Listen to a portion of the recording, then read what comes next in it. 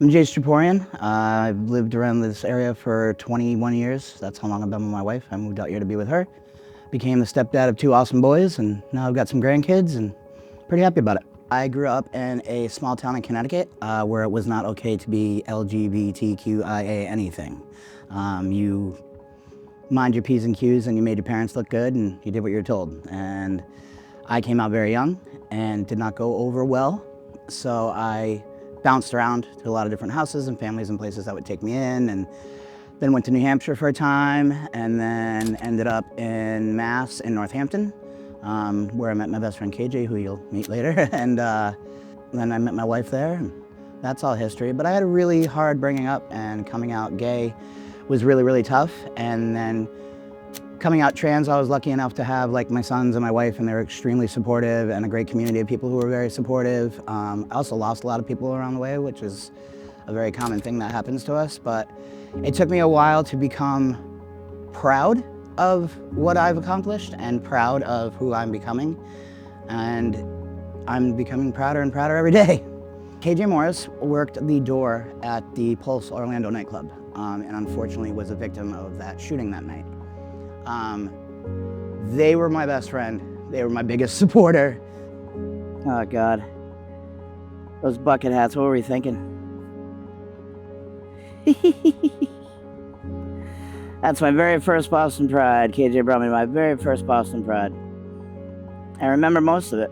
The fact that KJ was murdered before I started transitioning was very difficult because they had already started calling me Jay. Like, in their mind, it was that I had transitioned anyway. It didn't matter whether I medically had started or I had any surgeries or anyway. That's the way that they looked at me, and that was amazing to me because KJ is the first one in our entire group that I actually came out trans to long before I even began transitioning. And it was a very emotional conversation that we had, and sometimes you can be friends with somebody your whole life and never speak to each other the way that we spoke to each other that night. So I knew that even though she wasn't there, I had her strength, and I still had her loyalty and her love, and I still feel it today. They were a drag king, Daddy K, and just they were this bright, amazing, awesome soul, and that's why I wanted to have this canvas that was made for KJ for her memorial put here, so that way because if they were alive, they'd be part of this, so now they're part of this forever. And I know they'd be proud as hell to have this here. And I know they'd be proud as hell as me, because unfortunately they passed away right before I started medically transitioning. So it means the world to me, and it means the world to me too, that not only do I love it here, people who never knew them that come in here, they love it too. And they're remembering their name, and they're remembering what happened that night, and it's embraced and it's loved, and it just makes me, again, feel even stronger. I run the Monday Night Adult Trans Group. I love it. I love everybody that walks through that door and comes to it, but it's a beautiful space for people to come in, and I always try to push positivity. So at the end of every meeting, I'm like, hey, do one thing nice for yourself this week, and then we'll come back and we'll start a group with it that way. And then I kind of just open up the floor to see somebody have some pressing issues, they want to talk about stuff.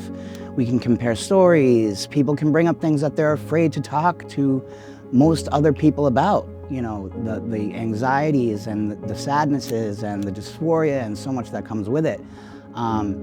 Losing KJ but being with her when they were alive helps me in that, because that was the first person that I had open communication with about trans and about that it could even be a subject to broach. They always made me feel safe, and they always reminded me, you're okay, this is okay, let's talk about it. So I really try to bring a lot of that to the group, because a lot of them are hurting, and a lot of them are scared, and a lot of them are just looking for even somebody to just say, I know it sucks right now, but somehow, some way, with all of us, it's gonna be okay.